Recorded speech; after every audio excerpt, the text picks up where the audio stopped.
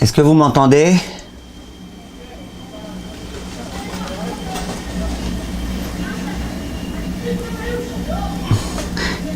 Oui, Baruch Hashem. Alors on va commencer Bezrat Hashem. Tout d'abord, ça me fait très plaisir de vous revoir. Ça fait longtemps qu'on ne s'était pas vu.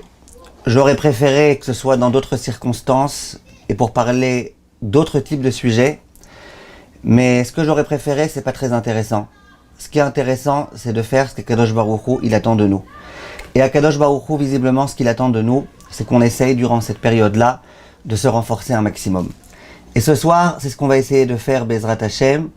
Et je remercie déjà d'emblée Léa qui m'a demandé de donner ce cours et qui, en général, on le fait chez elle le mercredi soir. Là, il est fait en Zoom. Elle a voulu que beaucoup de gens puissent en profiter, en dehors des personnes qui y participent habituellement. On est témoin, malheureusement, de grandes souffrances en ce moment, en Israël, des choses qui se passent et qu'on ne peut pas comprendre, qu'on a du mal à accepter, qu'on a du mal à digérer.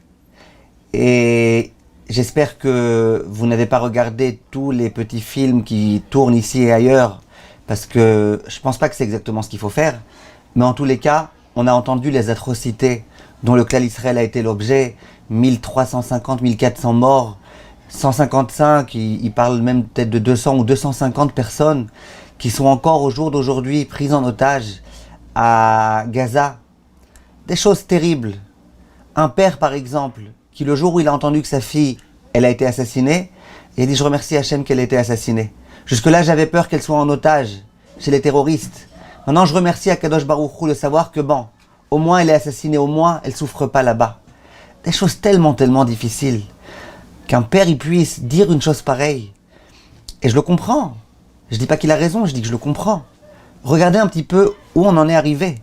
Un père qui peut être heureux que sa fille elle soit morte, l'essentiel c'est qu'elle se trouve pas là-bas. Et on entend des choses très graves qui se passent malheureusement. Alors tout d'abord, j'aimerais vous dire quelque chose, et ça c'est une introduction qui à mon avis s'impose et qui est très importante.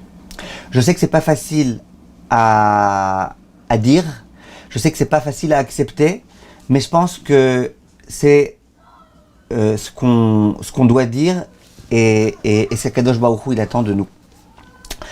Il faut savoir que tout ce qui se passe dans le monde, c'est pour le bien. Chaque chose qui se passe, c'est un Shulchan Aruch explicite, c'est une Gemara dans Masechet Brachot, qui nous invite à comprendre que tout ce qui se passe sur terre, c'est pour le bien. Alors évidemment, quand on est chez nous à la maison et qu'on n'a pas de proches parents qui sont morts récemment dans ce qui s'est passé, qu'on n'a pas d'enfants qui sont sur le front, c'est facile de dire ça. Mais non, c'est l'entière vérité. Tout ce qui se passe est pour le bien, et ça c'est la première chose qu'il faut qu'on sache. Si on oublie ça, on a déjà malheureusement échoué dans notre aptitude à affronter l'épreuve qui est la nôtre et qui est celle du Klal Israël.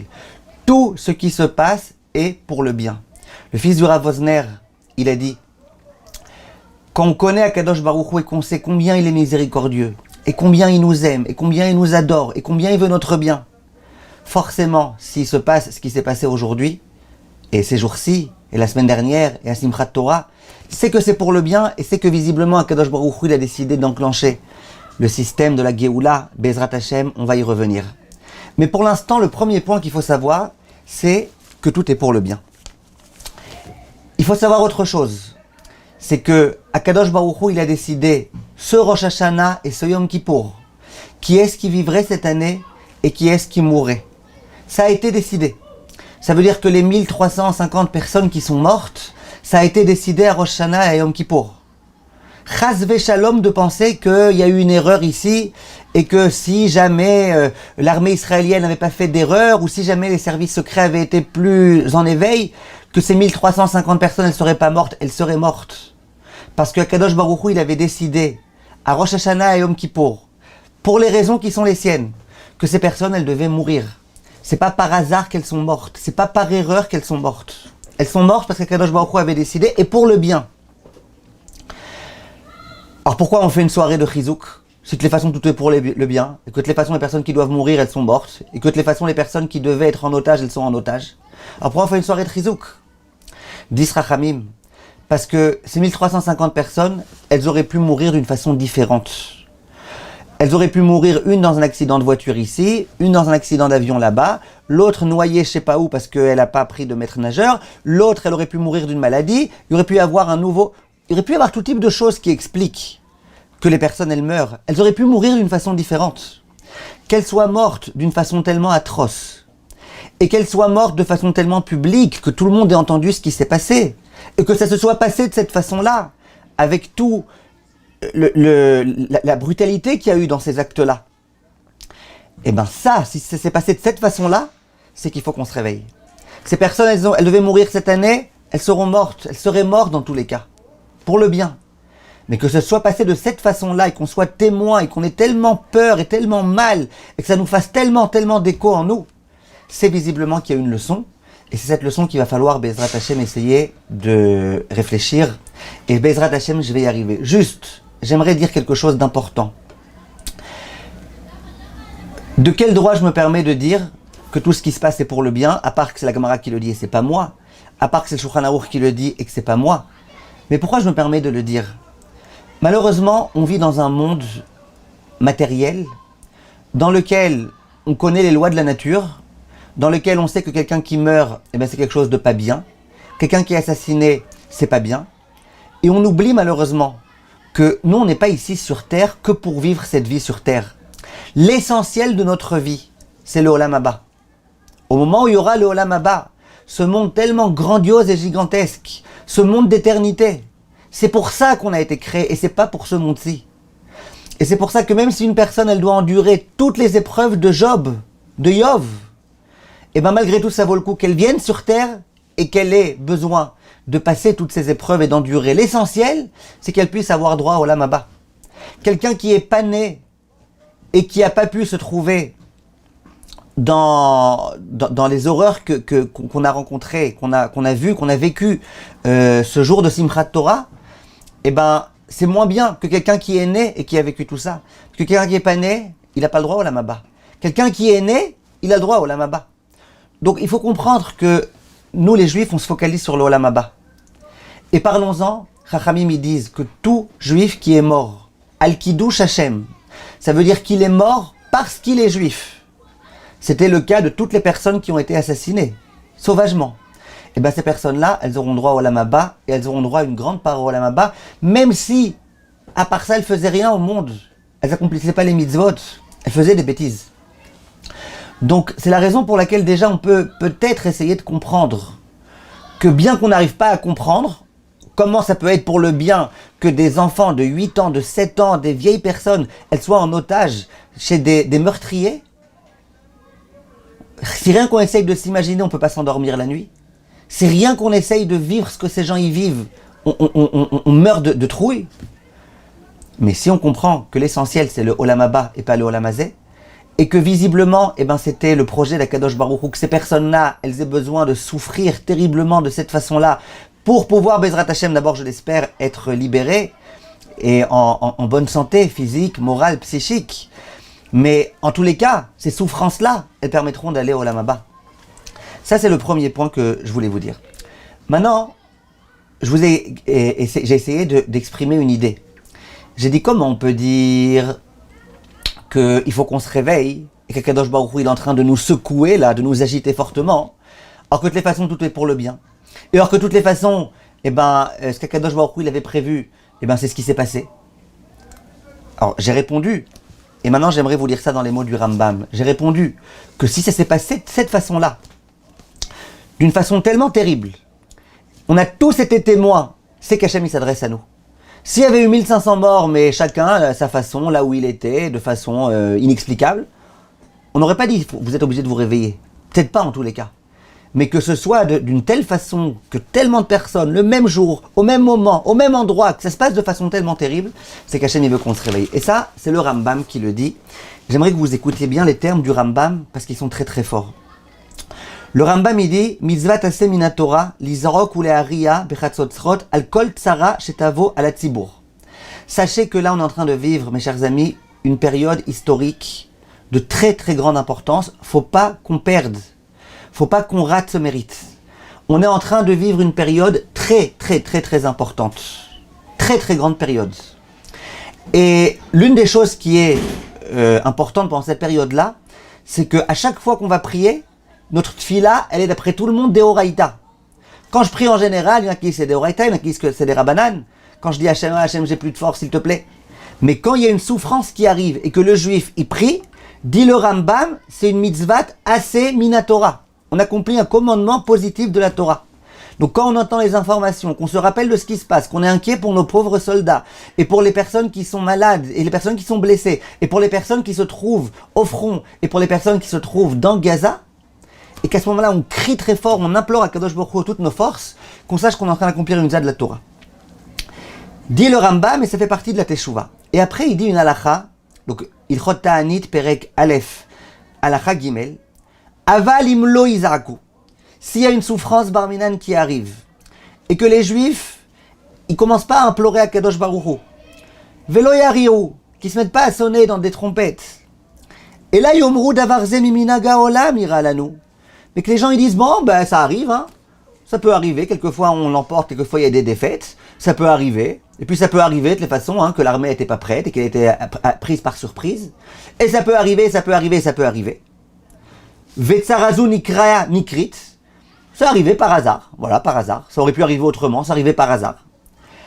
Donc quelqu'un qui dirait ça, au lieu de dire ça à Kadosh Baruch Hu qui envoie la souffrance parce qu'il veut qu'on se réveille, quelqu'un qui dirait non, ça arrive, je vois rien d'extraordinaire, rien de particulier, c'est le fruit du hasard. Arezu derech achzariut. Dit le Rambam, c'est de la cruauté. De tenir le genre de discours pendant cette période-là, c'est le hasard. Hachem ne veut pas que je me réveille. Moi, de toute façon, je peux rien faire. Si c'est passé comme ça, eh ben c'est par hasard. C'est de la cruauté. Vegoremet laem leidavek bemaseem araim. Et de dire ça, c'est ça qui va me permettre de continuer à mal me comporter, puisque de toutes les façons, tout est le fruit du hasard. Et de toutes les façons, il n'y a aucun signe là qu'Akadosh Baruch Hu veut m'envoyer. Donc de toute façon, je peux faire ce que je veux. Vetosif atzarat tsarot acherot. Dit le Rambam, et malheureusement, il risque d'y avoir d'autres souffrances. S'il y a une souffrance et que le juif, il se remet en question, eh ben, ça évite les souffrances. Ça fait que les souffrances, elles s'arrêtent. Si jamais le juif, il dit, c'était par hasard, donc, quel rapport avec moi? Pourquoi moi, qui habite à Paris 19e, je suis concerné par ce qui s'est passé dans le sud d'Israël? Si quelqu'un se dit ça, eh ben, malheureusement, ça risque d'entraîner les souffrances, d'autres souffrances qui n'étaient pas prévues au départ. Et il dit, c'est de la cruauté. Pourquoi c'est de la cruauté? J'explique ça, et ensuite on arrive tout de suite au vif du sujet. Pourquoi c'est de la cruauté? Si Akadosh Baruch Hu, il a fait les choses de cette façon-là, comme j'ai expliqué, à savoir que ça a été de façon tellement sauvage et qu'on a tous été au courant et tout, c'est que Akadosh Baruch Hu, il veut nous secouer. C'est que c'est pour le bien, et c'était pour le bien de nous secouer. C'est-à-dire qu'il y a des gens qui sont morts de façon tellement brutale, parce que nous, il fallait qu'on se secoue, et qu'on se réveille. Et c'est pour le bien, et ça fait partie du projet divin, tout ça. Pour notre Olam Haba à nous, pour leur Olam Haba à eux, ces personnes qui sont mortes. Si moi, au lieu de me réveiller, eh ben je me dis non, c'est par hasard, il s'avère que ces souffrances-là, elles n'auront même pas servi à me réveiller. Eh ben je suis cruel. Parce que si au moins ces souffrances, elles ont permis de se réveiller, de se rapprocher d'Akadosh Baruch Hu, de faire venir le Mashiach, de procéder à la résurrection des morts, eh ben j'ai fait quelque chose de bien. Mais si jamais je dis non, tout est le fruit du hasard, eh ben il s'avère que je suis cruel. À l'égard de qui? À l'égard de tout le monde, à l'égard du Klal Israël, mais à l'égard aussi de ces personnes-là qui sont mortes de cette façon-là. En Be'ezrat Hashem, on va essayer de réfléchir à tout ça, mais j'aimerais commencer par une question. Une question qui perturbe tous les juifs et tous les gens du monde entier. Il y a même des pays dans lesquels les chefs d'État, ils posent cette question, et à cause de cette question, ils ont pris tout type de décision. La question vous l'êtes posée, vous aussi, j'en suis certain. Comment on peut comprendre qu'en 2023, dans une terre comme la terre d'Israël, qui a une armée qui est l'une des armées les plus puissantes du monde, qui a des services secrets qui font partie des meilleurs du monde, comment on peut comprendre que ce soit passé une telle chose? Qu'il y ait des terroristes qui soient rentrés, qu'ils aient pu avec un tracteur réussir à casser la barrière de séparation, les barrières de séparation. que l'armée israélienne n'ait pas été au courant de tout ça pendant des heures et des heures, que des gens téléphonent, appelez les secours s'il vous plaît, pendant des heures, aucun secours n'arrive. Comment on peut comprendre? Comme quelqu'un m'a dit récemment, il dit regarde, même si jamais la barrière n'était pas très puissante et que l'armée israélienne n'était pas très puissante, mais si jamais il y avait quand même des services de secret qui fonctionnaient, eh bien il n'y aurait pas eu ce qu'il y a eu. Et même si les services de secret ne fonctionnaient pas, mais qu'au moins la barrière c'était une barrière vraiment puissante avec tout ce qu'il fallait, eh bien il n'y aurait pas eu de problème. Et même si jamais la barrière n'était pas puissante et que les services secrets n'étaient pas bons, mais que l'armée israélienne elle avait joué son rôle à ce moment-là, eh bien il n'y aurait pas eu tout ça. Donc visiblement là, il n'y a eu ni service secret qui était au service comme il fallait, ni la barrière, ni les soldats. Comment on peut comprendre une chose pareille? Et l'armée israélienne, c'est une armée puissante et les services secrets sont puissants. Et tout a été réfléchi pour que cette barrière de séparation soit une barrière digne de ce nom. Comment on peut comprendre ça? Alors, j'ai été rendre visite la semaine dernière à l'un des Français qui a perdu son fils. Son fils est un combattant qui habite dans le Yishuv d'à côté. Le Yishuv dans lequel il y a eu tellement de morts. Et dans son Yishuv à lui, les terroristes ne sont pas arrivés. Simplement, lui, c'est un soldat, et c'est un homme qui est armé, il s'appelle Shish Portish. Et dans le Yishuv d'à côté, on les a appelés d'urgence, on leur a dit, écoutez, il y a plein de terroristes, on ne sait pas quoi faire, envoyez-nous de l'aide. Donc ce soldat, la Shish Portish, avec quelques amis à lui, avec beaucoup de bravoure, de courage, il est venu, il a commencé à se battre contre les terroristes. Et d'ailleurs, son père nous a dit qu'il a sauvé beaucoup de juifs grâce au fait qu'il soit venu et que il a réussi à tuer beaucoup de terroristes. Mais lui, malheureusement, finalement, il est mort. Quand j'ai été pour lui rendre visite, il y avait à ce moment-là le père, donc Shish Portish, il y avait le beau-père, le père de la femme qui aujourd'hui maintenant est veuve, avec 4 enfants. La plus grande a 12 ans et demi, la plus petite de 2 mois et demi, je crois, ou quelque chose comme ça. Et il y avait là-bas quelqu'un qui était présent et qui a parlé aux parents et qui leur a dit mais vous pouvez m'expliquer comment s'est passé une chose pareille? C'est impossible. Cette barrière-là, même s'il y a un cafard qui passe cette barrière, tout de suite l'armée elle est au courant, elle est sur place, elle est là avec ses tanks. Comment c'est possible? Et là les deux, avec beaucoup de émouna, ont dit Akadosh Baruch Hu nous a aveuglés. Il n'y a aucune autre explication, c'est eux qui disent ça. Aucune autre explication logique à donner. Aucune explication que l'entendement humain peut comprendre. Rien, aucune. La seule chose qu'on peut dire, c'est que Hachem n'a pas voulu qu'on voit.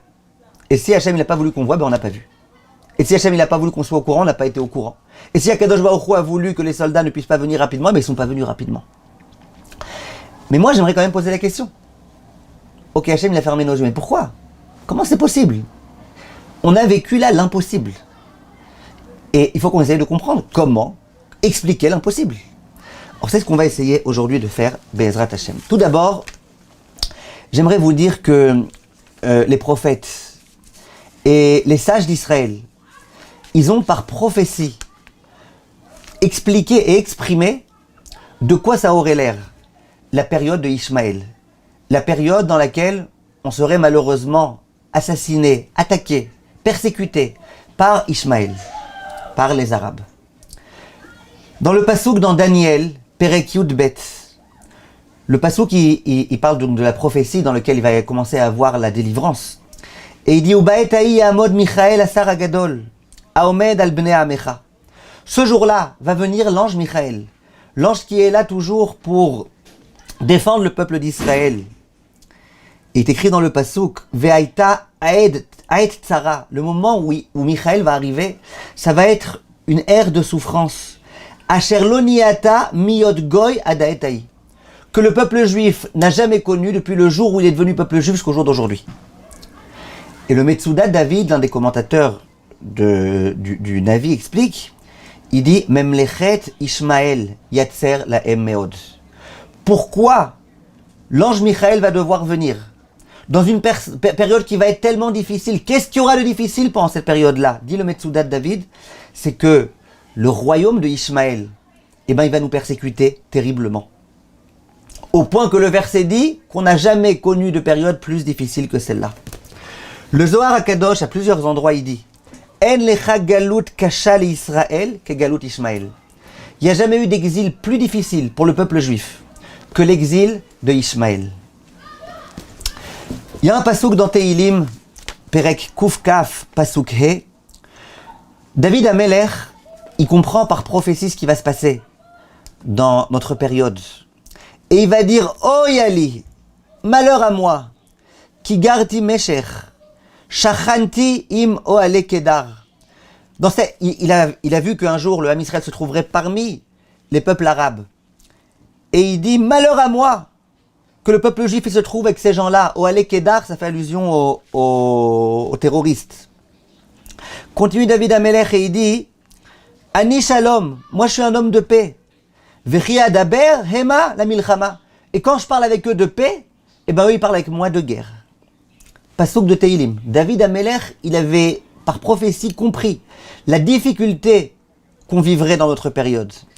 Et là j'aimerais vous lire, Be'ezrat Hashem, peut-être l'un des textes les plus explicites. C'est le Rambam, l'un des Rishonim. En 1173, il a envoyé une lettre aux habitants du Yémen, de Théman. Cette lettre, elle s'appelle Igeret Théman. Dans cette lettre-là, il parle de beaucoup de points. Et entre autres, il parle de Ishmaël. Les Juifs, à ce moment-là, ils étaient terriblement persécutés par les Arabes. Et le Rambam, il écrit une lettre. J'aimerais vous lire dans les mots ce que le Rambam écrit. Lui, il l'a écrit en arabe, la lettre, elle a été traduite en hébreu. J'aimerais vous lire dans les mots. Vous allez voir que ce qu'on est en train de vivre maintenant, le Rambam, il nous l'a déjà décrit. Dit le Rambam, Velo amda klal al Israël uma yoter mera'a mimena. Il n'y a jamais eu de nation qui a été plus sauvage à l'égard du peuple juif, plus méchante, hostile à l'égard du peuple juif, que cette nation-là. Il parle de Ishmaël. Velo misheiflig leashpilenu. Il n'y a jamais eu de nation qui a tellement essayé de nous rabaisser, ou leafritenu, de nous diminuer, ou l'chazek sinatenu kamotam, et de nous haïr autant qu'eux. Il n'y a jamais eu de nation comme ça. Et le Rambam, il amène la preuve qu'on vient de donner maintenant. Ache David Amelech alav shalom. À tel point que David Amelech, le roi David, Ksherulo beruach hakodesh, quand lui a montré par prophétie, Araot asher ya'avru al Israël, toutes les souffrances que Israël connaîtrait, tous les exils que Israël connaîtrait, Lo tzaak, velo yilel, velo bikesh teshua. À aucun moment il a prié, il a dit ouais, malheur à moi, comment on va faire, ça va être trop difficile. À propos d'aucune nation, David Amelech, il a dit ça. Zulat mamlechot Ishmael. C'est uniquement quand par prophétie il a vu ce que Ishmael allait nous faire, ce que Ishmael nous a fait, ce Simchat Torah, cette Shoah qu'il nous a fait. Ve'amar oyali. Et là il a dit David Amelech, malheur à moi, qui garti mesher shachanti maole kedar. Après il continue le Rav, il dit ve'anachnu, et nous, imeyutenu sovlim me'achnaatam, qui souffront terriblement de leur hégémonie, veshikrutam et de leurs mensonges, ou pachazutam et de leur excitation, masheen beyecholet adam lisbol. Il dit nous les Juifs, on souffre et on supporte des choses sheen beyecholet adam lisbol, qui sont littéralement insupportables. Nous sommes en train de vivre des choses qui sont insupportables. Les meilleurs psychologues, psychiatres du monde vous diront c'est insupportable pour un être humain de se trouver chez des terroristes depuis déjà plus qu'une semaine. Insupportable. Vena asenuk moshe amar anavi.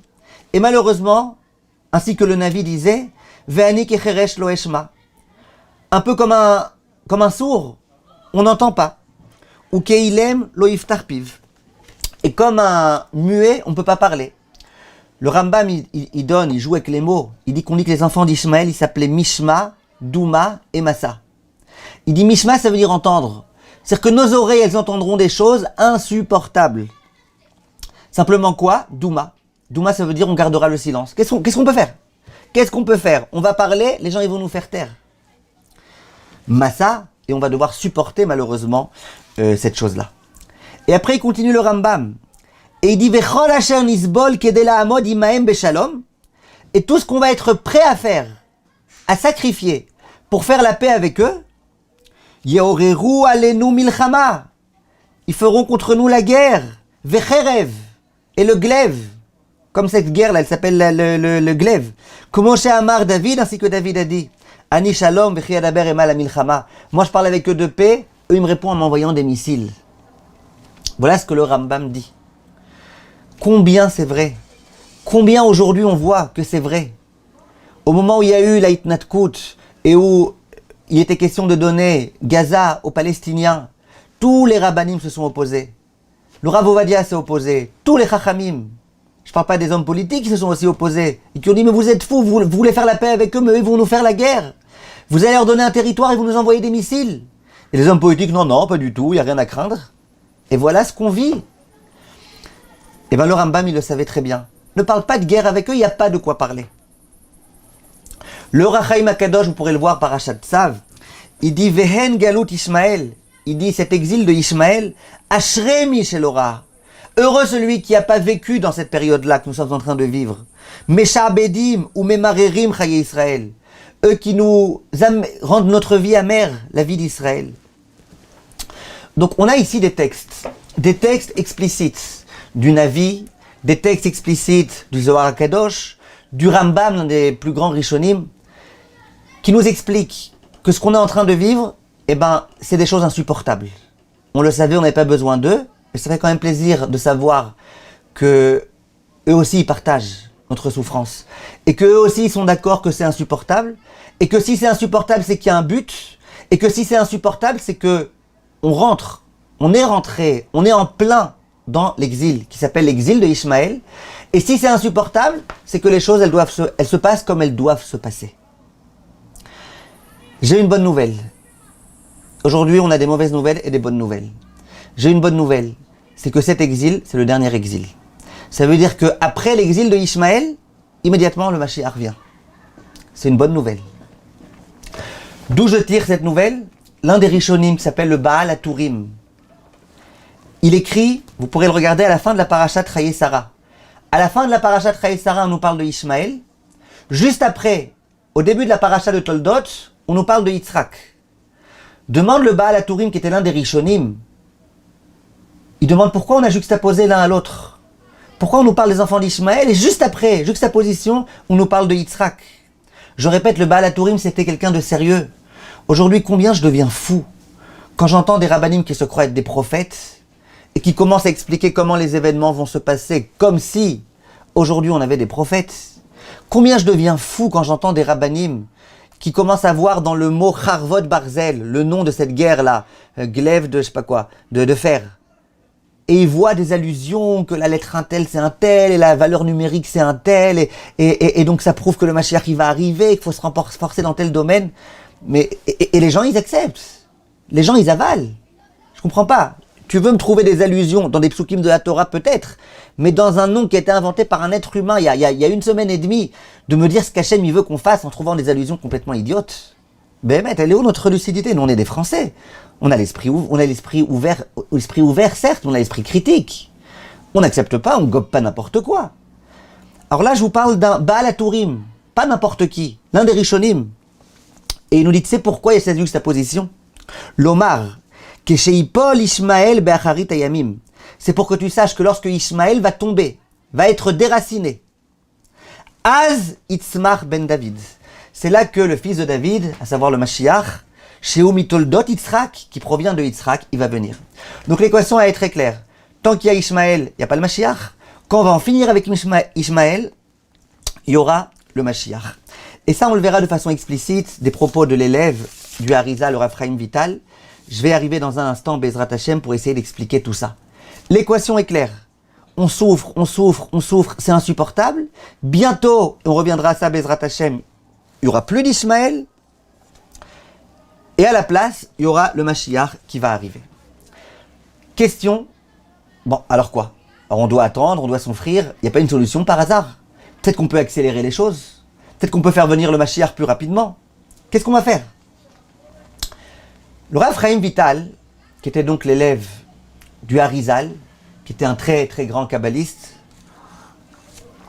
il pose la question dans ses commentaires sur le Teilim Kuf Kaf Dalet.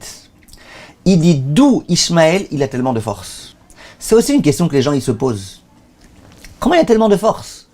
Le monde entier est au courant que c'est des terroristes. Le monde entier aimerait en finir avec eux. Ça n'a pas suffi, les tours aux États-Unis. Ça n'a pas suffi, toutes les souffrances qu'il y a eu. Comment c'est possible qu'on ne soit pas capable de les éliminer? Un point c'est tout, une fois pour toutes. Comment c'est possible? Nous, on a des armées hyper puissantes. Eux, au début, en tous les cas, aujourd'hui, c'est des armées très puissantes eux aussi. Mais au début, c'était des petits terroristes, des petits groupes de terroristes. Comment ils sont tellement forts? Comment ils ont tellement de force? Comment ils réussissent? Dit le Rav Chaim Vital, eh bien deux choses. Premièrement, Ishmaël, c'est le fils de Abraham, et donc il a ce qu'on appelle le Srut Avot. Eh bien, il a un mérite qui l'accompagne jusqu'au jour d'aujourd'hui. Donc ils ont de la force. Deuxièmement, ils ont eu la Brit Mila. Et donc, ils ont une force particulière. Donc, le Rav Chaim Vital, il dit, Ishmaël, qui est notre ennemi juré, d'où il puise sa force? Il puise sa force du Srut Avot. Nous aussi, on a Srut Avot, mais eux aussi, ils ont Srut Avot. Et de la Brit Mila. Eux, ils n'ont pas une vraie Brit Mila, parce qu'eux, ils font pas toute la Brit Mila exactement comme nous on fait, mais ils ont malgré tout une part à la Brit Mila. Ça leur donne un grand mérite. D'où la grande problématique qui ne peut que nous angoisser. On a compris donc qu'ils sont forts. On a compris qu'ils ont de la puissance. On a compris que faire la paix avec eux, on ne peut pas. Ainsi que Chachamim l'ont dit. Eux, ils veulent pas de paix. Donc, qu'est-ce qui reste? Qu'est-ce qu'on peut faire? Et qu'est-ce qu'on va faire? Quelqu'un me demande, là, nous aussi, on a ces mérites-là. Exactement. Je vais y revenir, Bezrat Hashem. Mais eux aussi, ils ont ces mérites. On n'a pas dit que nous, on n'a pas de mérite. On n'a pas dit qu'ils sont plus forts que nous. On a dit, d'où ils ont leur force? Ils le tirent de là. Alors, la question, c'est, qu'est-ce qu'on va faire? Alors, un jour, il y a un Rav qui disait, peut-être qu'on va attendre qu'ils en aient marre. Au bout d'un moment, ils vont en avoir marre de nous tuer. Et puis voilà. Dit le Rav d'Arké Hashlemut, tu crois qu'un jour ils vont en avoir marre? Il y a écrit dans le verset Ochle Ami, les gens littéralement qui ont mangé mon peuple, ça veut dire qui ont dévoré mon peuple, qui ont assassiné mon peuple. Achlou Lechem, ils ont mangé du pain. Vient le livre d'Arké Hashlemut et il dit qu'un rapport entre le fait qu'ils ont mangé du pain et le fait qu'ils veulent nous dévorer. Il dit quand quelqu'un il mange un aliment, au bout d'un moment il en a marre. Combien tu peux manger d'un tel aliment? Même le miel qui est doux, au bout d'un moment, t'en as marre. Il dit, mais il y a un aliment que tu peux manger toute ta vie et t'en as jamais marre. C'est le pain. Vous voyez bien, les gens qui ont 80 ans, qui arrivent encore à mâcher un petit peu le pain, ils continuent à manger du pain. Toute leur vie, ils ont mangé du pain. Ok, du pain accompagné de quelque chose, mais du pain. Et pourtant, on n'en a pas marre. Il dit, les gens qui veulent dévorer le clan Israël, qui veulent assassiner le clan Israël, eh ben pour eux, le sang du juif, c'est comme du pain. Ils n'en ont jamais marre. Et ils n'en auront visiblement jamais marre. Alors, quelle est la solution? Et là, on entend des gens prendre la parole et proposer des solutions. Il y a ceux qui disent très très fort, eh ben on va reconquérir Gaza. Il y a ceux qui vont dire, ben on n'a qu'à tous les tuer. Et les gens, ils ont l'impression que, voilà, on a des solutions peut-être, visiblement. Alors d'abord, j'aimerais vous dire quelque chose. Je ne sais pas si vous me croirez ou pas, mais je vous le dis avec toute franchise. Si mes souvenirs sont bons, Biden ne m'a pas téléphoné à moi hier ou avant-hier pour me demander mon avis. Qu'est-ce que je pense qu'il faut faire pour en finir avec les Arabes? Vous allez me dire c'est normal, je ne parle pas l'anglais. D'accord. Bibi Netanyahu non plus ne m'a pas téléphoné à moi ni à vous, j'imagine. S'il y en a certains d'entre vous qui oui, alors vous me le direz à la fin du cours. Il ne vous a pas interrogé pour savoir qu'est-ce qu'on va faire pour en finir. Mais visiblement, on a quoi faire. Nous tous. Toute personne qui souffre, la souffrance qui est la souffrance du clan Israël en ce moment, eh ben, elle a quoi faire. Et elle a des conseils à donner. Et c'est ça qu'on va essayer tout de suite, Bezrat Hashem, de comprendre. Qu'est-ce qu'on va faire alors? Qu'est-ce qu'on va faire? Aucune solution possible. Et pourquoi aucune solution possible? Parce que même si on arrive à reconquérir Gaza, et alors, on n'a pas d'état d'ennemi au nord, Hezbollah et compagnie, l'Iran, on n'a pas d'autres ennemis. Et quoi, et Hamas, ils sont pas capables dans Yehuda et Shomron de nous faire des attentats? Et si on les tue tous, comment tu peux tous les tuer d'abord? Il y a des gens qui n'ont rien fait. Et en dehors de ça, dans Gaza, il y a aussi des otages juifs. Alors quoi, ça suffit pas, 1400 morts, faut encore en rajouter 250, 200? On n'a pas de solution. Viennent Chachamim et disent, il y a une solution, et c'est ça qu'on va tout de suite essayer d'expliquer, Bezrat Hashem. Vient le Rav Chaim Vital, et il dit, et là je vous demande de bien ouvrir vos oreilles, le secret est là. Velachen galutot kefa mishear arba malchuyot. Il demande Rav Chaim Vital comment ça se fait que Ishmaël il a plus de force que toutes les autres nations du monde, que toutes les autres nations qui ont essayé de nous faire du mal. Il dit, je l'ai expliqué, parce qu'eux ils ont le mérite de Avraham Avinu, qui est leur père, et en plus ils ont le mérite de la Brit Mila. Ukmo shekadvu Chazal, et là il rapporte les propos de Chazal. Kilachen nikra Ishmael. Pourquoi Ishmael s'appelle Ishmael?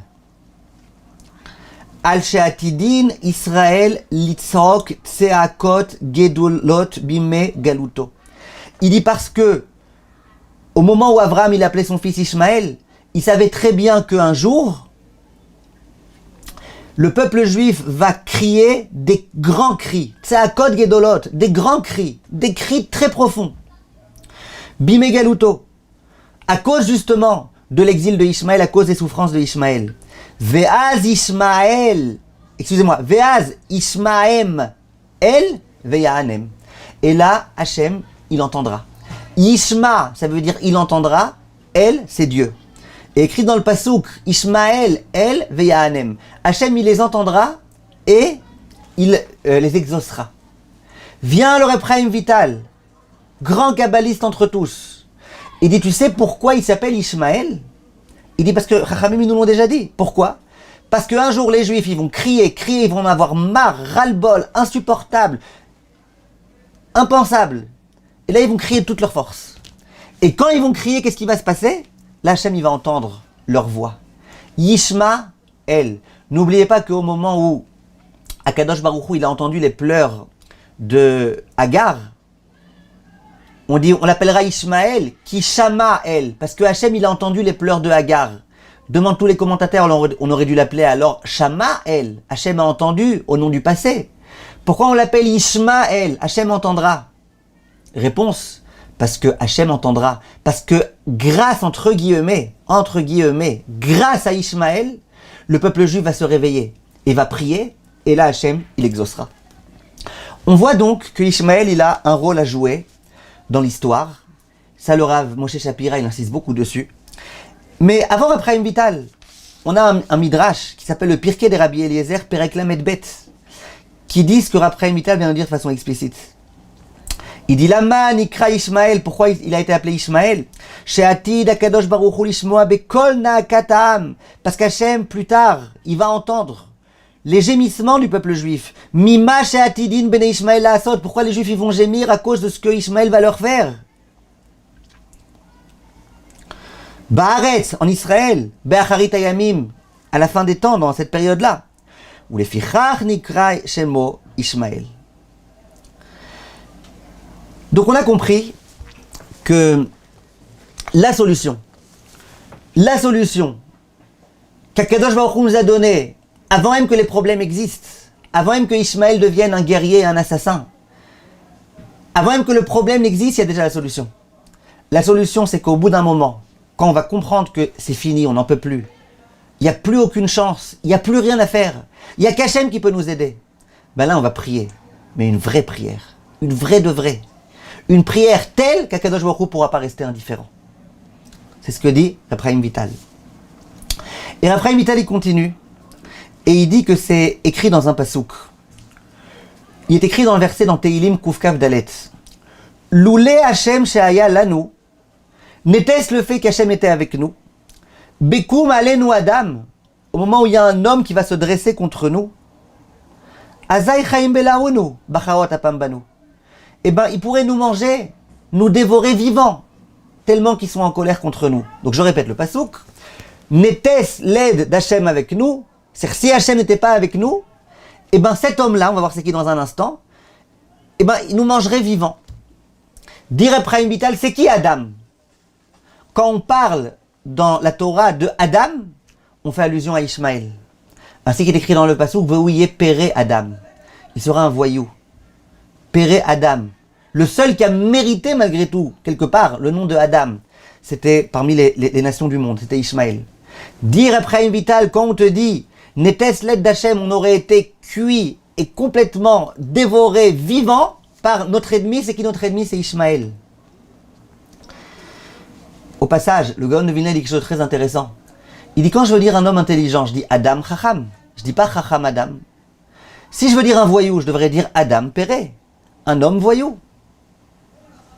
Quand on parle de Ishmaël, on dit Péré Adam. C'est un voyou qui est un homme.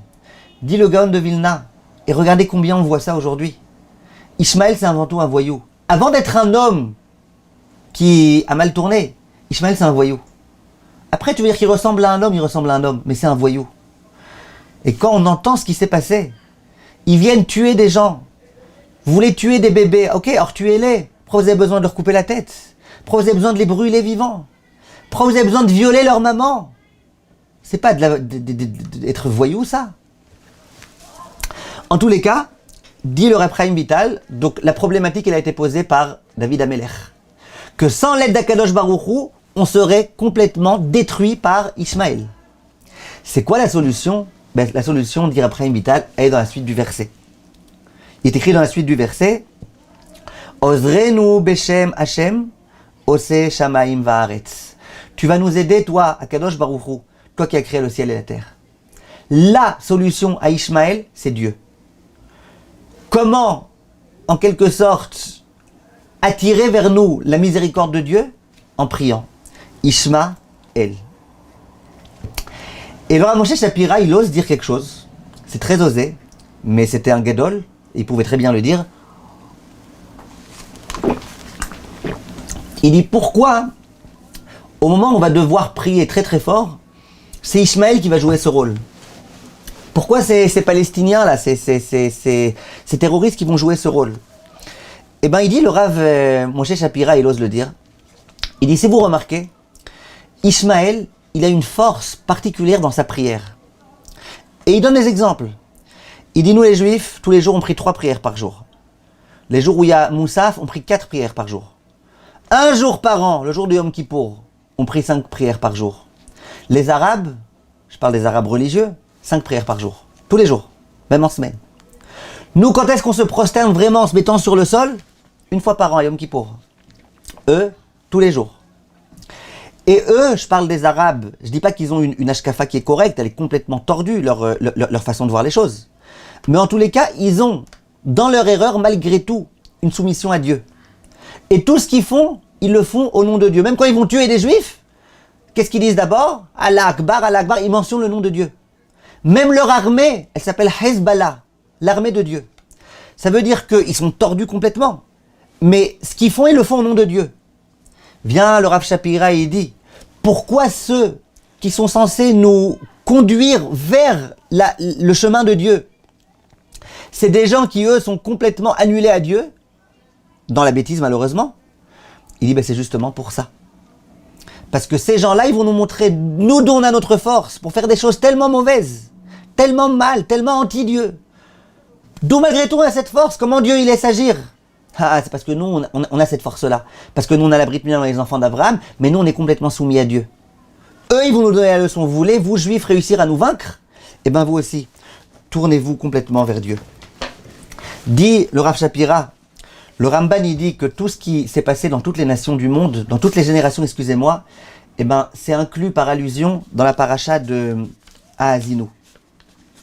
Et dans la paracha de Haazinu, justement qu'on a lu juste avant ce Simchat Torah, il est écrit le pasouk Hem kinuni beloel ki asuni beavlehem. Hachem y parle. Et il dit le peuple juif, il a commencé à me rendre jaloux à moi en se tournant vers des dieux qui n'en sont pas. Il n'y a pas d'autre dieu à part Dieu. Donc eux, ils m'ont rendu jaloux en se retournant vers des non-dieux. Qui asuni beavlehem, ils m'ont mis en colère. Comment moi je vais les punir? Ani achaïsem beloam. Eh bien moi je vais les mettre en colère en leur envoyant quelqu'un qui n'est pas un peuple. Begoy naval, en envoyant des gens, des voyous. Dit le Rav Shapira, mais c'est exactement ça. C'est exactement ça. Quand nous on se détourne d'Akadosh Baruch Hu pour tout type d'autre chose, Hachem qu'est-ce qu'il fait?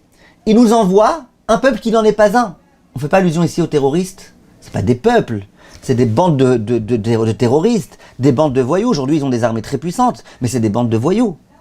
Vous avez voulu vous tourner vers un Dieu qui n'en est pas un, et bien moi, je vous enverrai un peuple qui n'en est pas un, et qui va venir se battre contre vous. Le Gaon de Vilna, il dit, écrit dans le Passouk, Ele barechev ve'ele basusim, va'anachnu beshem Hashem. Il y en a qui, quand ils partent au combat, ils partent avec des chars, avec des tanks, et il y en a qui partent avec des chevaux. Et nous, on mentionne le nom d'Hachem.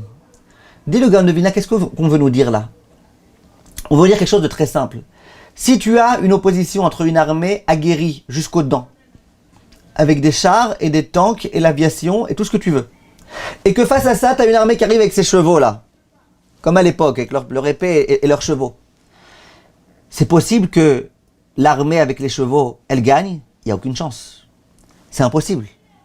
Et pourtant, on voit, et on a vu dans l'histoire, qu'il y avait quelquefois des armées qui étaient très très très très puissantes, qui n'ont pas réussi à vaincre des armées peu puissantes.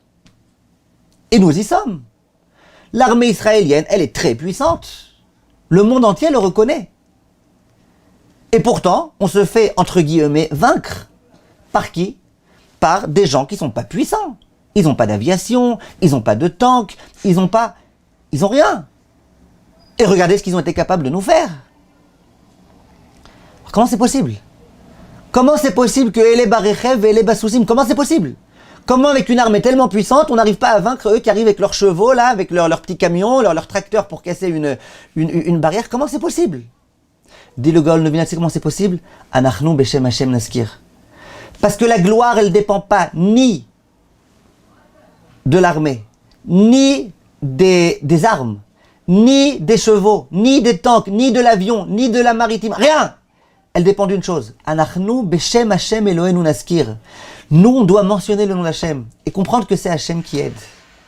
Et j'aimerais maintenant, mes chers amis, m'arrêter un instant et vous dire quelque chose de très, très, très important. On est en train de vivre une période, comme je vous ai dit, historique. La période de la venue du Mashiach, c'est une période extraordinaire. Je sais que ça fait des années et des années que beaucoup de Gdolim disent que cette période elle est en train d'arriver. On sent de plus en plus qu'elle est en train d'arriver. Et là, j'aimerais vous dire quelque chose, mes chers amis. Aujourd'hui, il y a le président des États-Unis qui est venu en Israël pour quelques heures, Joe Biden. Il est venu et il a fait preuve de beaucoup de compassion à l'égard du clan d'Israël. Et il a même dit Am Israël Chai, le peuple d'Israël est vivant, sera toujours vivant. Et il a promis qu'il nous aiderait. Et c'est très bien. Je vous ai dit, ce qu'Hachem fait est pour le bien. S'il fallait qu'il vienne, c'est pour le bien. Et s'il faut qu'il nous aide, c'est pour le bien. Et visiblement, dans la guerre de Gog ou Magog, où je ne sais pas exactement ce qu'Hachem est en train de nous préparer, visiblement, eux aussi, ils auront le droit d'avoir un petit mérite, ou un grand mérite, dans le fait de venir nous aider. Évidemment. Mais là, il y a un danger terrible. Et j'aimerais vraiment qu'on comprenne l'ampleur du danger. Très, très important pour moi qu'on comprenne. Ce qui s'est passé l'autre jour, on a posé la question, comment c'est possible ? Comment c'est possible que l'armée israélienne, elle n'ait pas réussi à faire une riposte, elle n'ait pas réussi tout de suite à venir, à arrêter les dégâts? Bon, elle est venue quand même pour arrêter les dégâts, mais c'était déjà très très tard. Comment ça se fait? Comment l'inimaginable a pu se produire? Alors je vous ai dit, le père de ce soldat qui est mort, M. Shishportish, il a dit, ben voilà, Hachem nous a fermé les yeux. Mais les choses elles doivent être claires. Si le but de Ishmaël, et le rôle de Ishmaël, c'est de nous réveiller, et le rôle de Ishmaël, c'est de nous faire mal. Pour justement que les Juifs disent Hachem, Hachem, on n'en peut plus, s'il te plaît, il n'y a plus que toi, ça y est. Si c'est ça le but, eh ben, c'est évident que Ishmaël, eh ben, il peut faire ce qu'il veut. C'est évident qu'Hachem, pour permettre à Ishmaël de nous réveiller, de nous secouer, il peut nous bander les yeux. C'est ça la réponse. Comment ils ont pu faire ça? C'est impossible, personne ne peut expliquer. Il y en a qui vont dire si, ça fait des mois et des mois qu'il y a des gens qui préviennent Bibi Netanyahou que bientôt ils vont attaquer. Ok, après coup c'est facile de dire ça. Et avant coup, pourquoi il n'a pas réagi? C'est pas un idiot Bibi Netanyahou. Pourquoi il n'a pas réagi? Hachem il a bandé les yeux. Mais pourquoi Hachem il a bandé les yeux? Parce que ça fait partie de l'histoire du peuple juif. Que Ishmaël vienne, qu'il nous fasse souffrir et qu'on implore à Kadosh Baruch Hu. Et là est le danger. Je pense que ce qui s'est passé ce jour-ci, c'était un exemple très très fort qu'Akadosh Baruch Hu a voulu nous donner.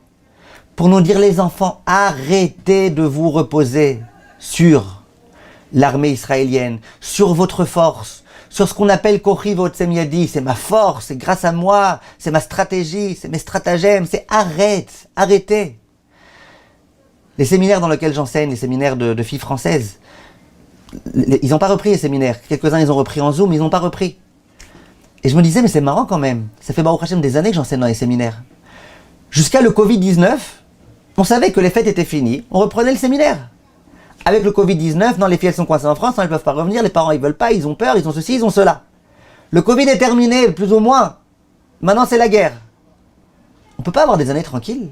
On ne peut pas avoir des années où, voilà, Baruch Hashem, les fêtes sont terminées, Baruch Hashem, maintenant les séminaires reprennent, la vie reprend, l'économie reprend. On ne peut pas. Non, on ne peut pas. Parce que Hashem, visiblement, il veut nous secouer et nous dire, les enfants, arrêtez de vous reposer sur votre ministère de la Santé, vos vaccins. Arrêtez de vous reposer sur votre armée qui est tellement puissante. Arrêtez. Parce que moi, en un instant, je peux tout mettre en chaos. Et que les meilleurs médecins du monde, ils ne sachent pas quoi faire. Et qu'il y ait des milliers de morts à cause du Covid. Et qu'il y ait des milliers de morts à cause de ces Arabes terroristes. Je pense que ce qui s'est passé là, je répète, alors qu'on a une armée puissante, alors qu'on a une armée qui était au courant de ce qui s'était passé pendant la guerre de Kippour, comment ça se fait alors qu'il s'est passé ce qui s'est passé? Eh ben, je sais pas. Moi, je me dis pas être un prophète, et sûrement pas un prophète de malheur. Mais moi, ce que je vois là, en tous les cas, c'est Hachem qui dit, les enfants, la raison pour laquelle je vous envoie Ishmaël, c'est que vous ayez confiance en moi. Ishmaël, c'est pas moi qui ai dit, c'est le Rav Chaim Vital, c'est Pirkei des Rabbi Eliezer. Hachem, il nous a dit, au moment où il nous a créé ce Ishmaël, il a dit, le but, quand il y aura Ishmaël et que vous vivrez l'insupportable, le but, c'est de crier de toutes vos forces. Et pas, comme quelquefois c'est le cas, de vous reposer sur l'armée israélienne. C'est de crier de toutes vos forces. Et je peux vous dire, mes chers amis, que les gens qui sont en otage maintenant, à Gaza, et qui à chaque instant savent pas quel sera leur sort, est-ce qu'ils vont vivre ou est-ce qu'ils vont mourir, je peux vous assurer que eux, ils se reposent pas pour l'instant sur l'armée israélienne. Eux, ils comprennent qu'ils sont entre les mains de Dieu. Et bien nous aussi comprenons ça. Et pourquoi je dis tout ça? Parce que la leçon la plus grande qu'Hachem a voulu nous donner, à mon avis, je répète ça à mon avis, c'est en tous les cas une leçon importante qu'on doit prendre. C'est que, arrêtons de nous reposer sur nous. Et là, qu'est-ce qui se passe? Il y a Joe Biden qui arrive et qui dit, vous inquiétez pas, la différence entre ce qu'il y a eu dans la Shoah et ce qu'il y a cette fois-ci, c'est que cette fois-ci, au moins, on va vous aider. Aïe, aïe, aïe, là, il y a la grande épreuve. Est-ce qu'on va dire, ah, il n'y a pas de problème alors? Ça va, bon, ok, on a eu 1500. Mais maintenant, ça y est, Baruch Hashem, on est accompagné des États-Unis, on va les esquinter. Quand on entend Bibi Netanyahou qui prend la parole, et je dis pas qu'il a tort, mais je dis qu'il prend la parole et qu'il dit Hamas, on va les exterminer, il n'y aura plus un Hamas. Et comme ça, pendant 50 ans au moins, on aura la paix en Israël. Nous, à ce moment-là, qu'est-ce qu'on se dit? On se dit, ben voilà, ok, l'armée israélienne, elle a subi malheureusement ce qu'elle a subi, mais maintenant on va se relever, on est fort, on est puissant. Si on n'avait pas une armée tellement puissante, et qu'on avait vu qu'il y avait déjà 1500 morts, et que tous les jours, Chas Shalom, ils continuaient à avoir des morts, et qu'ils étaient venus, et qu'on n'avait pas les États-Unis avec nous. Si on était comme les Ukrainiens au moment où les Ukrainiens, ils étaient dans leur situation. Vous êtes bien d'accord qu'on se remettrait entre les mains d'Akadosh Baruch Hu? Eh bien, c'est exactement ce qu'Akadosh Baruch Hu attend de nous. Je dis pas que c'est pas bien que les États-Unis soient avec nous, c'est très bien, c'est Hachem qui a voulu, c'est pour le bien.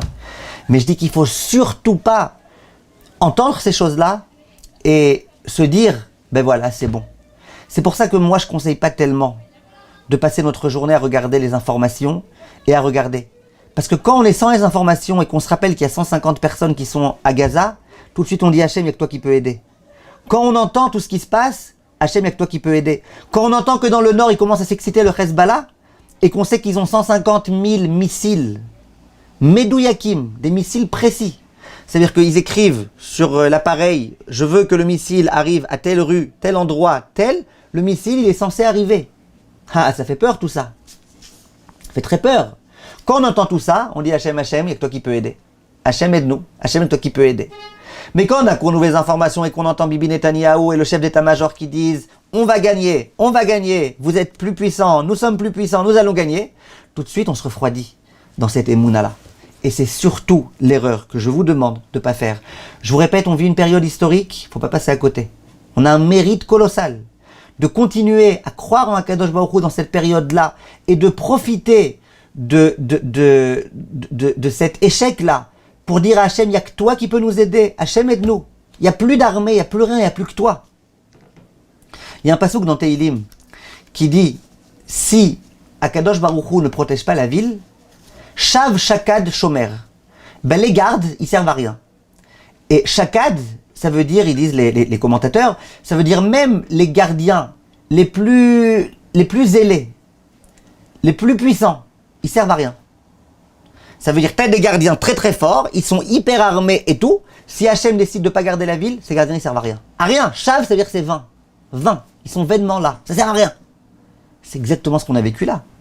Avec une armée tellement puissante et des gens qui rentrent et qui se croient les soldats du terroriste être chez eux et qui font ce qu'ils veulent. La leçon qu'on doit retenir, et c'est ce que j'ai essayé de vous prouver, et je vous répète, j'ai pas essayé de vous le prouver en vous parlant simplement du cœur. Je vous ai ramené des tas de références de la Torah, de Chachamim, pour qu'on comprenne que la seule solution qu'on a maintenant, c'est quoi? C'est de prier. Et aujourd'hui, je peux vous dire que le monde entier, et j'ai parlé avec des gens, le monde entier comprend qu'il n'y a pas de solution. Il n'y a pas de solution. Il n'y a pas de solution parce que dans les rues de Jérusalem, vous allez voir, il y a des Arabes partout. Partout. Il n'y a pas de solution parce que même si on pensait qu'on allait peut-être aller déraciner tout Gaza, on ne peut pas déraciner tout Gaza. On a des juifs là-bas. On a des personnes prises en otage là-bas. Donc même si on le fait, ça ne sera pas une solution. Ce n'est pas une solution valable. Le seul qui détient la solution, c'est Akadosh Baruch Hu. Et là, j'ai une bonne nouvelle pour vous. Akadosh Baruch Hu, lui, il détient la solution. Et j'aimerais vous dire un très, très, très, très grand chidouche. Regardez la Masechet Brachot à la fin du premier Perek. Tous les Chachamim, ils disent que les miracles qu'on a connus en Égypte, je ne parle pas des miracles qu'on connaît au quotidien, les grands miracles qu'on a connus en Égypte, la mer qui se fend en deux, etc. Eh bien, il y a écrit qu'au moment, Bezrat Hashem, de la venue du Mashiach, il y aura des miracles encore plus grands. Vous imaginez un petit peu? Walt Disney. Des miracles encore plus grands. À tel point qu'il y a un Rav dans la Gemara qui dit qu'à ce moment-là, quand on fera la Kriyat Shema, on ne dira pas « Je suis Hachem qui vous ai fait sortir d'Égypte ». Ah, sortir d'Égypte, ça va, c'était des petits miracles, ça. Non, je suis Hachem qui ai fait les miracles au moment de la venue du Mashiach. Donc nous, on est inquiets. Vous savez qui est-ce qui détient la solution? C'est Akadosh Baruch Hu. Et Akadosh Baruch Hu, il peut faire des miracles. Je disais l'autre fois, le miracle le plus beau, ça serait que tous les terroristes y meurent, mais les terroristes, pas les gens qui sont en otage chez ces terroristes. Qu'est-ce qu'il a fait Akadosh Baruch Hu pendant la mort des premiers-nés? Il a sauté sur les maisons Passar, c'est la fête de Pessah. Qu'est-ce qu'il a fait? Là, il fallait qu'il y ait des morts, il y avait des morts. Là, il fallait qu'il n'y ait pas, il n'y a pas eu de morts. Dans les mêmes maisons, il pouvait y avoir des morts, oui, des morts, non. Dans le même verre, il pouvait y avoir du sang, oui, et du sang, non. Ah, mais il faut un miracle, parce que sans miracle, on n'a aucune solution. Biden, il a promis aux familles des gens qui ont des captifs en otage, il a promis qu'il ferait quelque chose, ok? Vas-y, propose des solutions. Avec plaisir. La solution, elle est entre les mains d'Akadosh Baruch Hu. Et le même Akadosh Baruch Hu qui a préservé les premiers-nés israéliens juifs et qui a tué les premiers-nés égyptiens, il peut ce même Akadosh Baruch Hu faire ce qu'il veut. Et il peut réussir à éliminer tous les terroristes et laisser en vie les gens qui méritent d'être en vie. Et il y en aura des miracles. À l'époque de la venue du Mashiach, il y en aura des miracles. C'est pas moi qui dis, c'est tous les Chachamim qui le disent. Des miracles encore plus grands que ceux. Donc moi j'ai pensé à sauter au-dessus. Hachem, il a mieux que ça. Il a beaucoup mieux que ça. Il est écrit à propos dans la Shirat Hayam, Sous verorvo ramavayam. Akadosh Baruch Hu, il a fait tomber les chevaux et leurs militaires. Les militaires qui étaient dessus. Ça veut dire quoi? En général, dit Rashi, quand quelqu'un il veut se battre contre un soldat, qu'est-ce qu'il fait? D'abord, il le fait tomber du cheval, et ensuite il se bat contre lui. C'est trop dur quand il est sur son cheval, comme ça, en supériorité, de le battre. Le peuple juif, Sous verorvo, Kadosh Baruch Hu prend et le cheval, et le cavalier qui est dessus, le guerrier qui est dessus. Hachem, il n'a aucun problème à vaincre tout le monde. Il veut une chose, c'est qu'on prie de tout notre cœur. J'aimerais vous dire quelque chose, mes chers amis, et on s'approche de la fin de cette réflexion, mais il y a encore des points qui sont très très très importants. Tous les sages d'Israël, je répète, je parle des sages d'Israël, je ne parle pas des youtubeurs, tous les sages d'Israël nous ont dit que nous nous trouvons dans la période du Mashiach. Dans combien de temps, j'en sais rien. Je ne veux pas faire le baba, j'ai une barbe qui n'est pas assez longue pour faire le baba. J'en sais rien dans combien de temps. Mais on est dans la période pré-messianique, les plus grands rabbanim, admorim, gdolé ador, ils l'ont toujours dit ces dernières années. On s'y trouve. Comme je disais l'autre jour, quand on nous parle du Mashiach, on nous parle des souffrances pré-messianiques, on nous parle des tsirim, révélé l'Eda, on nous parle des contractions. Plus la maman elle a mal, dit le Gaon de Vilna et le Maharal, plus la maman elle a mal au moment où elle va accoucher, plus ça veut dire que le bébé est imminent. Plus les souffrances sont terribles. Depuis la Shoah, on n'a pas eu tellement de morts en une journée. Nous, visiblement, c'est qu'il y a des souffrances terribles. Plus les souffrances sont terribles, plus ça veut dire que le Mashiach est proche. Le Mashiach est proche. Mais ça dépend de nous. Ça dépend de notre filote. Ça dépend de combien on est prêt nous-mêmes, bien qu'on n'ait pas en Israël, ou bien qu'on n'a pas d'enfants ou de parents qui sont pris en otage, combien on est prêt, malgré tout, dans notre filote, de mettre toute notre kavana, tout notre cœur, de crier. Écrit dans Chazal, c'est à Kod Gedolot. On doit crier, n'ayez pas honte. N'ayez pas honte de dire à Hachem, Tate, Hachem, n'ayez pas honte. N'ayons pas honte. Il faut qu'on crie très fort à Kadosh Baruch Hu, du fond du cœur. Et Be'ezrat Hachem, c'est de cette façon-là que Ishmaël s'en va et que vient le Mashiach. Le but de Ishmaël, c'est de nous faire crier pour nous faire venir le Mashiach. Donc, quand Ishmaël nous aura suffisamment fait souffrir et qu'on aura suffisamment crié, eh ben le Mashiach il sera là, on n'aura plus besoin d'Ishmaël. Au revoir, on n'a plus besoin. J'aimerais vous dire, le Chafetz Chaim, il avait une image très forte. Il disait au moment où le Mashiach va venir, il est écrit dans le verset que ce sera des jours She'en Bahem Chefetz. Ce sera des jours dans lesquels on ne pourra plus se transformer. C'est-à-dire que quand le Mashiach va venir, et j'avais fait un cours où j'avais bien expliqué qu'est-ce qui va se passer quand il y aura le Mashiach, et après la résurrection des morts, ou la Maba, etc. Quand le Mashiach va venir, eh ben, on ne pourra plus se transformer. On pourra progresser encore, mais on ne pourra pas passer de mécréant à tzaddik. On ne pourra pas passer d'impur à complètement pur. On ne pourra pas. Par contre, tant que le Mashiach n'est pas là, on peut se métamorphoser. On peut se transformer complètement. Les non-juifs peuvent se convertir. Tout est encore possible. Disait le Chafetz Chaim, les quelques jours qui nous séparent de la Géoula et du Mashiach, c'est des jours qu'il faut vivre avec la même intensité que la Neila. Quand on est au Beth Knesset au moment de la Neila, qu'on voit le soleil qui est en train de décliner vers l'horizon, on voit la nuit qui commence à arriver, et on comprend que toute l'année elle va être fixée par rapport à ce qui va être déterminé ce jour-là de Yom Kippour. À ce moment-là, qu'est-ce qui se passe? Eh ben, on prie de tout notre cœur, on essaie de faire la plus grande tchouva possible, tout ce qu'on peut, et Vaya Avor, Hachem Alpana Vaikra, et on crie Hachem Melech, Hachem Malach, Hachem. On n'a pas une minute à perdre. Je ne sais pas vous, comment vous avez vécu votre Neila, j'imagine que c'est comme moi. Chaque instant, on n'a même plus faim à ce moment-là, on est complètement dans l'atmosphère. Dit le Chafetz Chaim, la période pré-messianique, c'est une période de Neila. Attention, bientôt ça sera trop tard. Le Mashiach sera là, et ça sera trop tard. Les quelques heures, minutes, jours, je ne sais pas exactement, ça dépendra de notre filote, qui nous séparent de l'avenue du Mashiach, eh ben c'est quelque chose de fabuleux. On doit vibrer comme on vibre pendant la Neila. Vibrer littéralement. Et ça, mes chers amis, nous on a le mérite. Nos parents, arrière-grands-parents qui sont déjà morts, eh ben ils n'auront pas eu ce mérite, ils sont morts avant la Neila. Nous qui sommes en train de vivre Bezrat Hashem cette période pré-messianique, eh bien, profitons-en de chaque instant que nous avons pour nous renforcer. Encore un Teilim, encore un peu de Tzniout, encore quelque chose. Renforçons-nous, Be'ezrat Hashem. Vous savez que le Maharal dit que Akadosh Baruch Hu, quand est-ce qu'il enverra le Mashiach? Il attend une chose.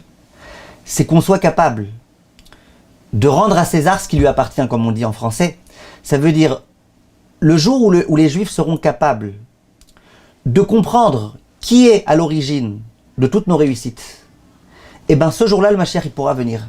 Dit le Maharal, et je l'avais éprouvé avec une Gemara dans un cours que j'avais donné il n'y a pas longtemps, dit le Maharal, Akadosh Baruch Hu, il veut envoyer le Mashiach, mais il a très peur. Il dit, quand je vais envoyer le Mashiach, j'ai peur. Peut-être Bibi va dire, c'est grâce à moi. Biden, il va dire, oh, c'est grâce à moi. Herzog, il va dire, et les soldats, et les machins. Chacun va dire, c'est grâce à nous. C'est grâce à nous. C'est nous qui avons fait venir le Mashiach. Hachem, il veut pas. Hachem, il veut faire venir le Mashiach et que tout le monde dise, merci mon Dieu. C'est toi qui as fait venir le Mashiach.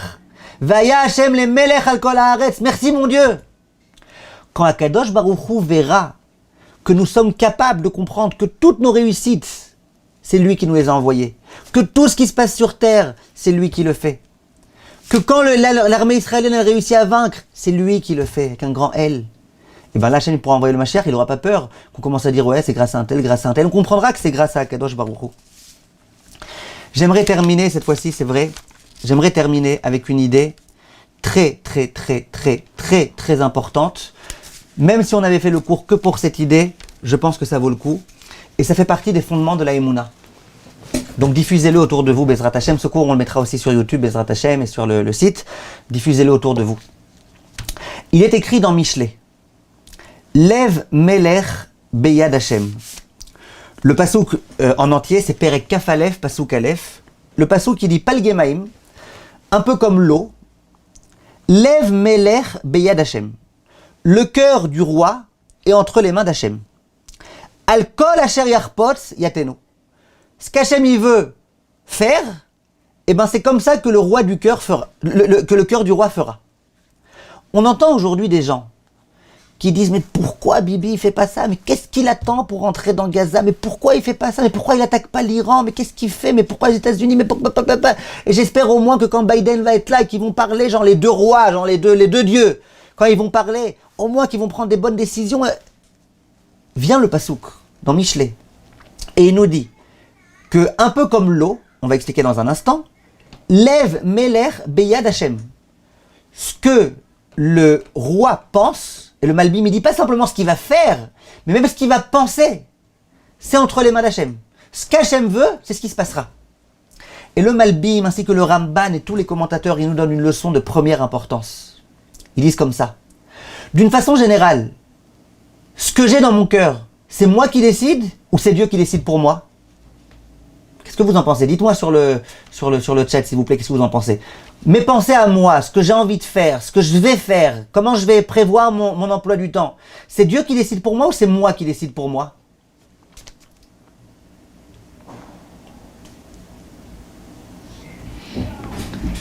Si personne répond, on n'avance pas. Hein?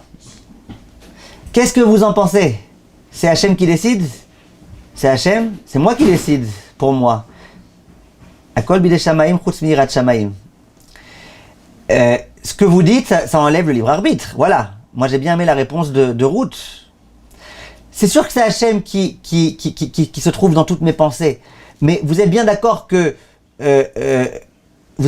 quand, par exemple, je réfléchis, est-ce que ce soir je vais manger une pizza ou je vais manger un morceau de pain, c'est moi qui décide.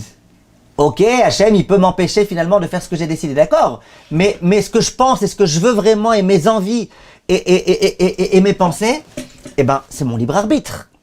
Ça, les commentateurs, le Malbim et les commentateurs, ils le disent. Ils disent un homme, d'une façon générale, son cœur, il est entre ses mains à lui. Il a le libre arbitre. Il dit, mais le roi, et écoutez bien s'il vous plaît, le roi, il dit lui, ce qu'il a dans le cœur, j'arrête de lire ce que vous écrivez parce que j'arrive plus à me concentrer. J'ai pas dit ce qui vous arrive, c'est Hachem qui décide. J'ai demandé mes pensées à moi, ce que j'ai envie de faire. Est-ce que ce soir je vais étudier la Torah ou je vais lire des Tehillim? Ce que je vais avoir dans mon cœur, c'est moi qui vais le décider. Après Hachem il peut m'empêcher, mais c'est moi qui vais le décider. Dit le Malbim, c'est vrai, mais ça c'est pour tout un chacun. Moi j'ai du libre arbitre, toi tu as du libre arbitre, vous tous vous avez du libre arbitre. Par contre Bibi, Netanyahou et Biden, vous savez, eux, ce qu'ils ont dans le cœur, c'est pas le libre arbitre. C'est Hachem qui leur donne. C'est Hachem qui leur fait penser ce à quoi ils doivent penser. C'est Hachem qui leur fait prendre les bonnes décisions. C'est pas moi qui le dis. C'est le pasouk avec l'interprétation du Malbim et du Ramban. Palgemaim, j'ai de l'eau, dit le Malbim. Cette eau-là, je peux en faire ce que je veux. Cette eau-là, elle peut faire des morts, elle peut faire des inondations. Ou cette eau-là, au contraire, dit le Malbim, je peux en creusant réussir à irriguer mon champ. Eh bien, l'homme, il a la possibilité de prendre de l'eau et de la diriger là où il veut. N'est-ce pas? Alors il dit, Palgemaim, de la même façon que l'eau, elle peut être dirigée par quelqu'un, de la même façon, Lev Melech, le cœur du roi, Beyad Hashem, elle est entre les mains d'Hachem. Moi, à titre personnel, eh ben, j'ai le libre arbitre. Bibi, à titre personnel, il a le libre arbitre. Mais quand il s'agit de décisions qui concernent le clan Israël, ni Bibi, ni Biden, ni Nesrallah, ni personne n'a le libre arbitre. Personne. Tout entre les mains d'Hachem. Et il explique le Malbim. Il dit, vous savez pourquoi? Il dit, quand c'est mon libre arbitre qui ne me concerne que moi, ben pas de problème, j'ai mon libre arbitre. Mais quand ça concerne les autres, si Bibi Netanyahou, il prend une décision qui n'est pas la bonne décision, il n'y a pas que lui qui va souffrir, il y a tout le peuple juif qui va souffrir. Il y a tous les juifs qui vont souffrir. Donc quand il va prendre une décision, si on dit que c'est son libre arbitre, ça voudrait dire que nous tous, on est entre les mains de Bibi. Inacceptable. Donc qui est-ce qui va donner les bonnes décisions à prendre à Bibi et à Biden, etc., etc., la liste est longue, c'est Akadosh Baruch Hu.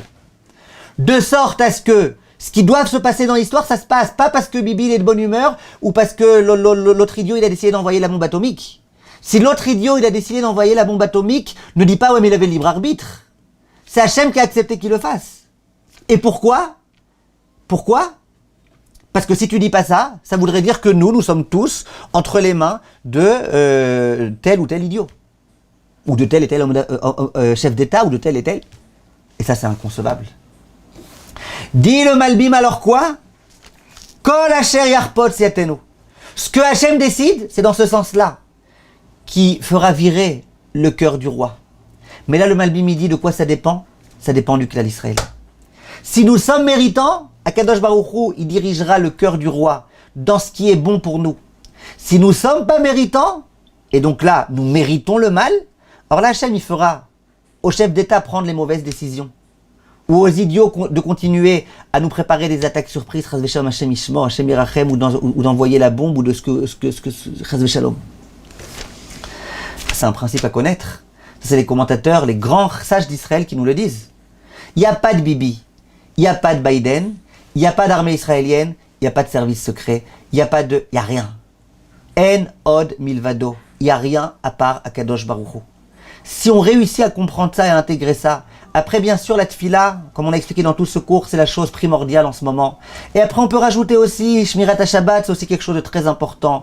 Et la tzniout c'est important, et tout type de choses c'est important tant qu'on n'essaye pas de faire rentrer ça dans des guimatriotes complètement idiotes. Bien sûr que c'est important. Mais, attention. La chose la plus importante, c'est de se rappeler qu'on est entre les mains d'Hachem. Et la clé de la Géoula, elle est là. Le jour où on comprendra, nous sommes entre les mains d'Hachem, il n'y a que lui qui peut nous sortir de ces situations infernales. Et le fait que Biden y soit venu, ça ne change rien du tout aux décisions de Hachem. Ça ne change rien du tout à l'aptitude de Hachem de nous sauver. Ça peut être qu'un signe qu'Akadosh Baruch Hu, peut-être qu'il a décidé qu'il vienne nous aider, parce qu'on s'approche de la Géoula. Peut-être. C'est là, Bezrat Hachem, qu'on aura la Géoula. Je vous remercie d'avoir été là, d'avoir participé. S'il y a des questions, j'allume maintenant les micros. Parce que comme on était nombreux, je ne pouvais pas allumer les microphones, sinon il y aurait eu trop de cacophonie. Bechavot, s'il y a des questions, des commentaires, c'est le moment. Est-ce qu'on peut dire que chaque décision qu'on prend pour les autres, c'est Hachem? Exactement, exactement. Ça veut dire, et c'est ce que je voulais dire, vous m'avez bien fait de me le rappeler, ça veut dire que même si on dit par exemple que les services secrets, ben voilà, ce jour-là, ils ont mal fait leur travail. Même si on dit ça. Ou même si on dit qu'il y a des gens qui avaient prévenu Bibi Netanyahou que ça allait se passer et que Bibi l'a pas écouté. Même si c'est vrai, voilà, demain on arrive à le prouver. C'est évident que c'est pas à cause de Bibi que nous tous, on va souffrir. C'est pas à cause de Bibi qu'il y a eu 1350 morts. C'est pas possible. C'est pas à cause des erreurs des services secrets qu'on est mort. Sinon, on oublie toute la foi en Akadosh Baruch Hu. Donc exactement. Toutes ces erreurs-là, si elles se sont passées, c'est qu'il fallait. Soit parce que c'est pour le bien, et que ça commence à nous faire venir le Mashiach, soit parce qu'on ne le méritait pas. Je sais pas. Je ne donne pas d'interprétation. Ce qui est sûr, c'est que tout est entre nos mains maintenant, Bezrat Hashem. On a plus de pouvoir, nous tous. Là, vous êtes 58 personnes qui êtes en train d'écouter. Vous tous, chacune des 58 personnes, je vous promets que vous avez plus la possibilité de faire venir le Mashiach par vos prières que Biden dans ces 7h30 où il est venu rendre visite à Israël. Bon, alors je lis maintenant les commentaires. Je sais pas pourquoi les micros, ils marchent pas. Dites-moi si ça marche les micros. S'ils marchent, vous pouvez parler directement. Hein. Très beau, merci beaucoup, merci. À quand le prochain cours? Bezrat Hashem, on essayera. Combien durera Gog ou Magog? Je sais pas, je crois pas qu'il y ait de date précise. Bonjour. Il y a quoi à part la tfila qu'on peut se renforcer? La Emouna. La tfila, la Emouna et le Shabbat, comme le Rav Zilberstein a dit. Voilà. Merci beaucoup, merveilleux Shio, merci ce Shio très intéressant. Ce que vous dites, c'est uniquement quand notre décision a un impact sur le klal. Mais sur une famille ou autre, est-ce aussi valable? Oui, bien sûr. Après, ça veut dire, par exemple, un père de famille, il est aussi quelque part un peu un roi chez lui à la maison. La logique, il faut comprendre la logique. Si je considère, mon père, il a le libre arbitre, d'accord. Maintenant, mon père, il a décidé de m'envoyer dans une école pas religieuse. Ok? Alors, vous allez dire, mais c'est son libre arbitre à lui. Ok, mais toi, si ça t'est arrivé à toi, que tu été éduqué dans une école pas religieuse, eh ben, c'est que c'est ce qu'il fallait pour toi. C'est que c'est ce qu'Hachem avait prévu pour toi. Toi, visiblement, tu as un parcours à parcourir dans lequel tu commences par une école pas religieuse, après tu te renforces, etc., etc. Merci beaucoup. Merci à vous. Bon, les micros, ils ne fonctionnent pas, ou alors vous avez honte de parler. Rav, par rapport aux otages, comment faire pour surmonter cette épreuve? Il n'y a pas un instant où je ne pense pas à eux. Ben, c'est bien. Si vous pensez à eux, d'abord, ça veut dire que Béhémet, vous avez compris. Vous avez intégré, c'est quoi? La sed Beol Imchavero, de porter le fardeau avec son ami, avec l'autre, bien que vous ne le connaissez même pas, j'imagine. C'est bien. Maintenant, je ne pense pas que c'est ce qu'Hachem il souhaite, qu'on passe notre journée, parce que, comme il dit le Rambam, c'est insupportable. On ne peut pas. Insupportable. Moi, je pense que dans votre filote, pensez très fort à eux. Dans vos télim, pensez très fort à eux.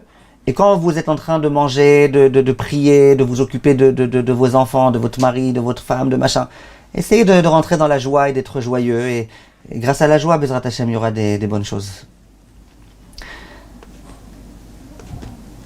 Il faut avoir la Emouna. Hashem veut qu'on ait la Emouna. Exactement. Naomi, il marche le micro? Oui, il marche, j'ai une question. Ah, vous jetez à l'eau, Razak. J'ai pas compris, là, les gens, ils allument pas leur caméra, ils allument pas leur micro. Allô? Moi aussi, j'ai une question, mais j'attends que Naomi, elle parle. Ah, vous êtes la deuxième, vous, alors, vous jetez à l'eau. Bechavod, Naomi. Vas-y, Naomi, je te laisse parler.